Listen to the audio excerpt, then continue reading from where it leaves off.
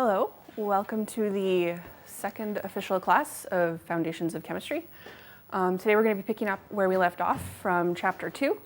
Hopefully we'll finish Chapter 2 and we may start Chapter 3 today depending on the amount of time that we have in class. So I just thought we'd start with, I've decided to do memes this year. It's new. I found my own personal jokes are getting a little old, so I'm trying to incorporate some new humor in the class. So if I find that they're appropriate and then you guys have learned the amount of chemistry required to hopefully find them funny. So I'm going to throw in these memes every once in a while. So there's this first one. Cats are liquids. Can they see that? Okay. So not sure there. So liquids take the shape of the container. Okay, so they have variable shape, but they have constant volume. So there's actually some surprising chemistry online made into jokes. So anyway, there's that. So that's what we covered last class. That's kinetic molecular theory. You can explain that meme. And then we also, oh, that's too big. Okay. So there's this chemistry cat that you're going to see a lot. So it's you have mass, you have volume, and then the punchline, you matter. Okay, so if you don't like them, just skip them. Sometimes they'll work as memory aids. I've also posted some YouTube songs, not made by me. I wish I could take credit for being that creative and that musical, but I'm not. But they're posted on the Nexus website, so feel free to go give them a listen. Basically, it's scientific theory put to pop music. And it's this scientist called Mr. Parr. He's somewhere in the States. I'm not trying to insult you. The description on the YouTube video says that it's designed for his 6th grade class. I cannot imagine a school anywhere that is covering atomic theory in 6th grade. I'm not sure what the deal is there. But, so I think it's university level, even though the description for the YouTube video implies that I'm giving you guys something well below your grade level. Anyway, so that's that we covered last week. So what we're going to be covering today is the periodic table of the elements. Okay, and I've tried to make the font a lot bigger. There we go. So your goals for this material would be that you need to be able to distinguish between groups and periods in the periodic table and identify them by number. And we're going to cover the period. I'll show you a picture of the periodic table in a second. And you guys should have the periodic table in front of you from the last class handout. So if I give you the atomic number of an element, you should be able to use the periodic table to find the symbol and the atomic mass of that element, or vice versa. So given some identifiers from the periodic table, you'll have to identify others. And I need you guys to be able to classify the elements as either main group or transition metal as either non-metal or metal. So the very important part of this goal is going to be being able to distinguish metals from non-metals. And I'm going to come back to that point quite often because a lot of what we are going to cover is built on the premise that you guys can look at a periodic table and identify a metal from a non-metal. So those are your goals for what we are going to be covering in class today. All right. And this, once again, is based on a scientist running experiments in the lab, making observations, and then formulating conclusions and theories based on those observations. So if you were to take a solution of salt water, okay, so I'll just draw this one out for you guys. So there's your Erlenmeyer flask. That's your solution of salt water. So if you wanted to separate that into its various components, okay, the first step that you guys could do is a distillation. Okay, so you do a distillation and you would separate that into water and the salt. Okay. You could also do an evaporation. You could just boil it until all the water were to evaporate and you'd be left with the salt crusted on the bottom of the Erlenmeyer flask. So this is a distillation. Okay. But you'd want to continue your experiment. Can you separate water and salt down into different components? And you can take an electric current and you can run it through the water and you would end up getting, and some of you may or may not be familiar with this depending on how familiar you are with hydrogen powered cars and whatnot, you would get hydrogen gas and oxygen gas. Okay, so H2 and O2, actually this would be hydrogen and oxygen. And then the salt, okay, you can do the same thing. You can run an electrochemical current through the salt. And here you would get sodium metal, and the chemical symbol for that is N, uppercase N, lowercase a. And you would get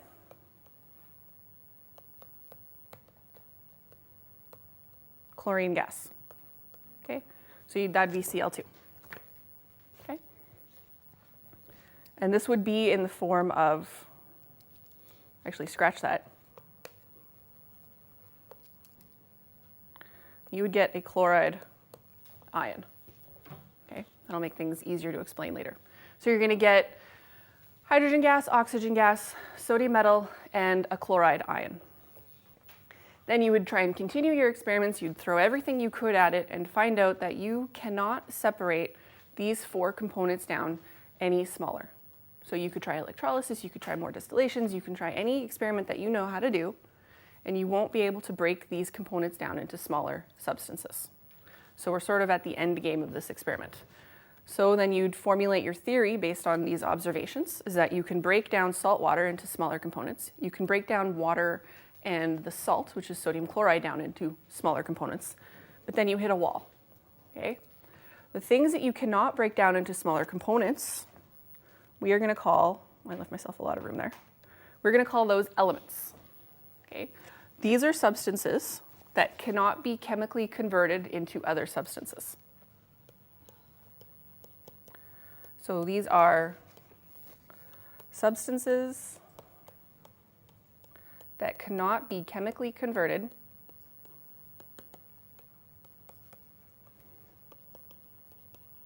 into other simpler substances. They're sort of your definition for an element. These are also the building blocks of matter.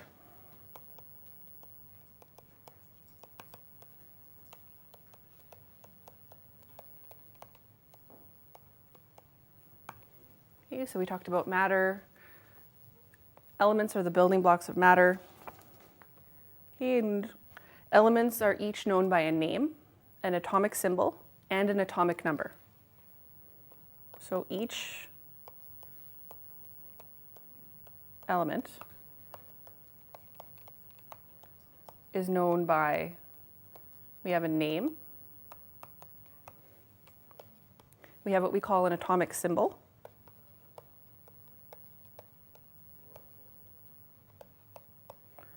and an atomic number.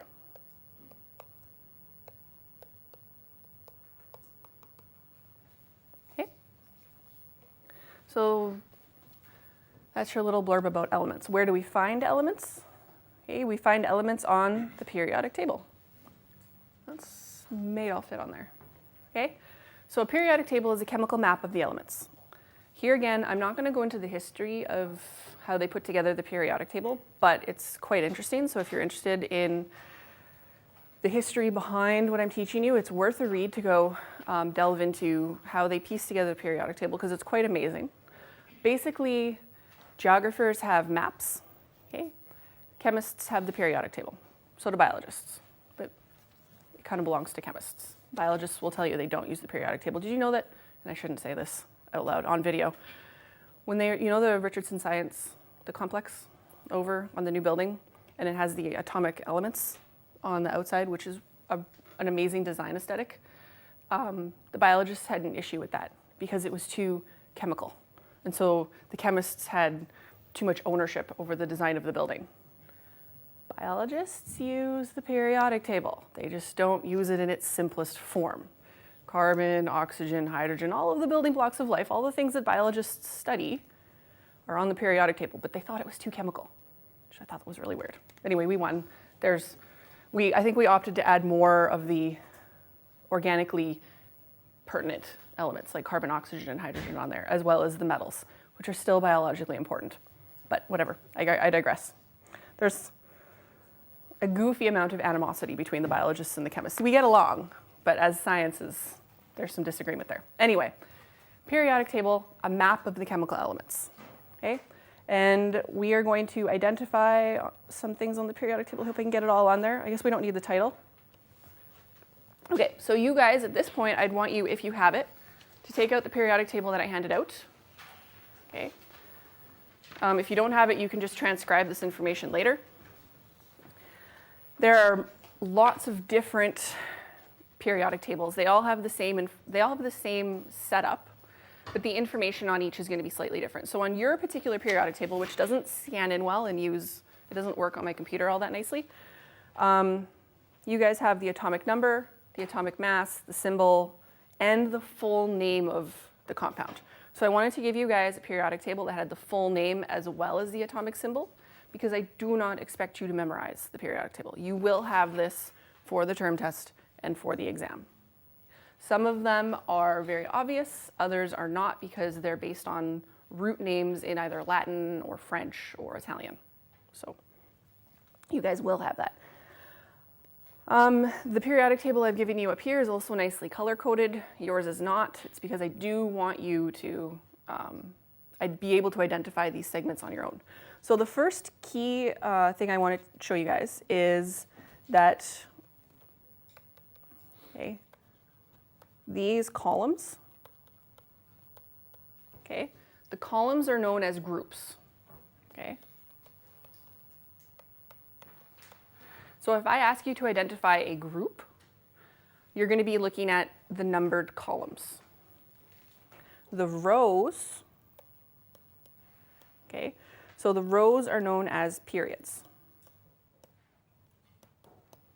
Okay, so you'd count the groups, and there are numbers on the periodic table. So here's your 1, your 2, 3, 4, so on across, going from left to right. And the periods are numbered 1 down to whatever, 7, going from top to bottom. So be able to identify, if I give you, say, boron here, if I wanted to identify that one, you would identify that as group 13, period 2. Okay. It's not a super useful way to go about identifying things on the periodic table, but just know that there is sort of a coordinate system that you could use. Okay. The other information on the periodic table would be this staircase. So notice how there's, on my period, actually that's fine if that's gone, that there's a difference in color. There's a green and the blue on my periodic table. Okay, so it starts between boron and aluminum, and it goes like a staircase to aluminum, germanium, antimony, and polonium. That is the most important part of this entire periodic table segment.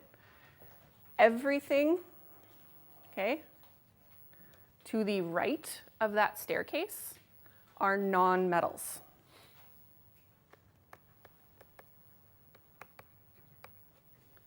Okay. Everything to the left of the staircase are going to be metals. Okay, so everything all in here, can't really see that, okay, write the word metals somewhere in there. Okay, so you've got non-metals and metals. Being able to distinguish between non-metals and metals is going to be really important continuing forward.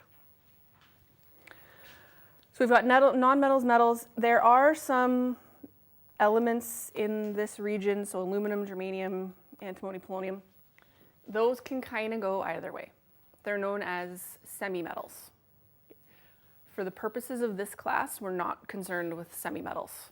Things are either are or are not a metal, just to simplify things, because you're still going to follow the naming scheme for metals when you're looking at those elements. The properties are slightly different, but we're not delving into the properties. Just know that they are not, strictly speaking, a metal. They're metalloids or semi-metals. All right. The other parts of this periodic table, so notice the color coding in this section. It matches the color coding with the periodic table, and it gives you the names of the different portions of the periodic table. And usually those are done by group. So the first group, okay, with lithium, sodium, those are known as the alkali metals. And then we have the alkaline metals. Everything in this middle section, so there's this rectangle in the middle. That big rectangle in the middle, those are known as transition metals. Okay. We're not going to work all that much with transition metals. All the other metals are considered main group metals. So if you're not a transition metal, you're a main group metal. So this segment in here, those are known as transition metals. And they just have different properties. Okay, we're going to learn a different naming convention for that center section. Maybe you do need to be able to distinguish that middle rectangle on your periodic table, and it kind of stands out as being that middle rectangle. Okay, those are your transition metals. And then the stuff at the bottom here that nobody ever talks about, okay, the actinoids and the lanthanoids, we're not really going to be concerned with any of that. Okay, it's always shown underneath the periodic table. They have very different properties than everything else. It's going to take you a fourth year, maybe inorganic course before you'd even touch those. I actually haven't ever really delved into the chemistry of the actinoids and the lanthanides. And then we get the poor metals, which is sort of this section here. You guys just need to recognize them as metals. Then we get into the other nonmetals. If you are ever unsure of, am I going right or am I going left for metals or nonmetals, some of the elements will be sort of dead giveaways. So carbon, you guys are not metallic-based people. It is a non-metal. So the area of the periodic table on the side of the stair-step case that has carbon, hydrogen, oxygen, so those are non-metal elements. On the other side, you'll see gold, you'll see silver, you'll see tin and lead. You guys will recognize those right away as metallic elements. So if you're ever not sure, just sort of look at the elements in that section and base it off what you already know. Okay, you can recognize a metal and a non-metal if they're the elements that you're used to hearing about. Then we get the last one. Okay, these are noble gases. They have sort of zero reactivity, and we'll go into that later. The names of the groups, not testable material. So I'm not going to give you a group on the periodic table and ask you for the name. It's just I want you to be aware that they do have names, and the reason why that they're separated into specific columns and groups like that is because usually the chemistry going down the group is similar. So sodium metal reacts similarly to potassium and so on going down the group. So that's why they're grouped that way, and that's why they have the different names. All right, so that's sort of the overview of how the periodic table is laid out. Let's go into one sort of specific box. Okay, so if I were to give you that boron, okay, just say as an example from your periodic table, so you've got the big B, you have boron written underneath, you've got a 5 up in the left-hand corner, and a 10.811 up in the right. Okay, so there's your box from the periodic table. And on this particular periodic table, they're all set up the same way. So I'll go over one, and it's going to apply to all of the elements on the periodic table. So your big B, that's your atomic symbol.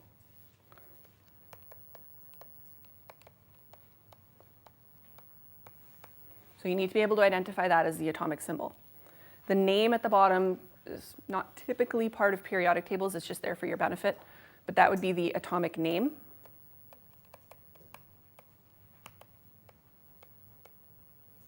Okay. The important one up in the corner, the number 5. And then if you were to look at your periodic table, notice that the one beside it is number 6, that's carbon. The one beside that is number 7, that's nitrogen. So they increase going across a row or across a period. That is your atomic number.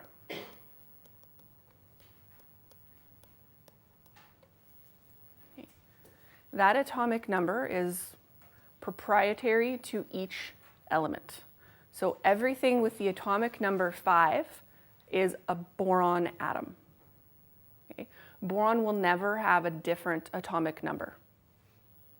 Carbon, which is next to boron on the periodic table, has an atomic number of 6. All carbon atoms will have an atomic number of 6.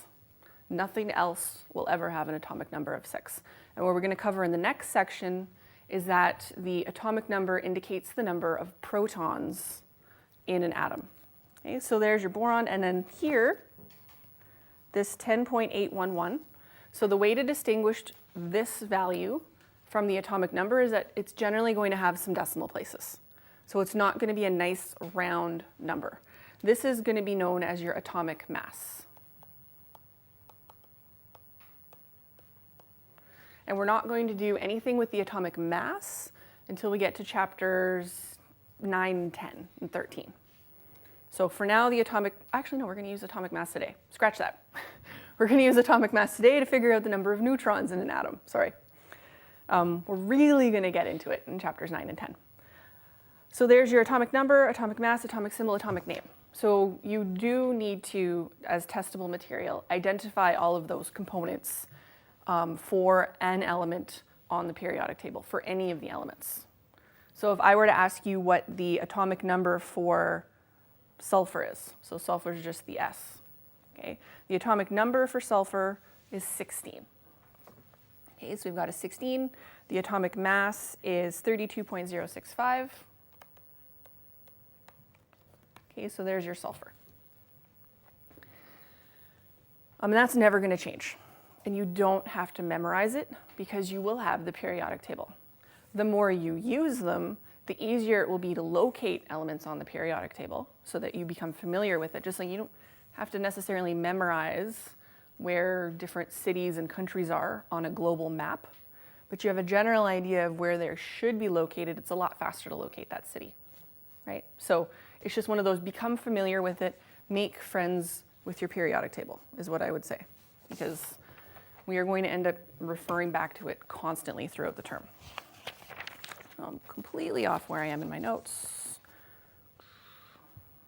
Right. So that's everything. So then I've got yet another one now that you understand. Okay. Is silicone the same in Spanish? Yeah. Okay. Well, the atomic symbol for silicone is Si. Okay. And that's it's an appropriate meme for this segment of the class, because one of the reasons why we've gone with atomic symbols instead of using atomic names is because everybody internationally will know silicone as Si. No matter what country or language you're speaking, the language of chemistry when it comes to the atomic symbols is uniform throughout. Okay, so it's the same across the board. So there you go. There's some useful stuff on the internet. And then I left myself a whole boatload of room there again. Okay, so we've talked about the metallic elements and the non-metallic elements. Okay, just so that, I mean, you guys know carbon is a non-metallic element, whereas silver is going to be a metallic element. Just a couple of the properties. Okay, metallic elements, and these would be things that you may or may not be familiar with already. They tend to be shiny or lustrous. Okay, so these tend to be shiny, and lustrous is another one of those ones I probably can't spell properly. We'll go with that. Okay, they're shiny, lustrous. They also conduct electricity.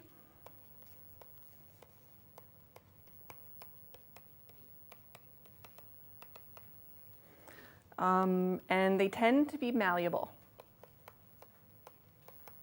Okay, what malleable means was that you can form them into different shapes. So gold is metallic. It also happens to be very malleable. Okay, so you can mold it if you have a gold ring or any gold jewelry. You notice that it kind of flattens out or takes the shape of your finger over time. Okay, it's because of the properties of the elements that make it up. Non-metallic elements is basically a little bit of everything else.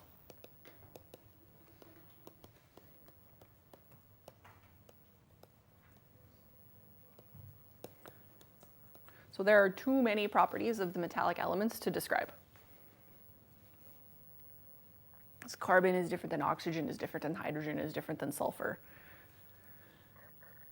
Here again, just to have a general knowledge of the properties of the metals, and then you know that the non-metals are going to be everything else that you could possibly describe.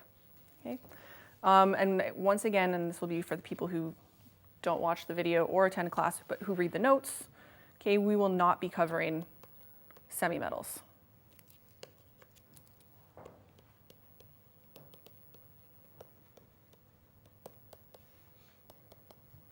Because I know the textbook, Bishop, does go through a little bit of the properties of semimetals and talks a little bit about them. We're not covering them just because it's not going to set you up for anything in first year chemistry. They just kind of are. So we're not covering semimetals. And that is the end of that segment, and the next one will be covering atoms.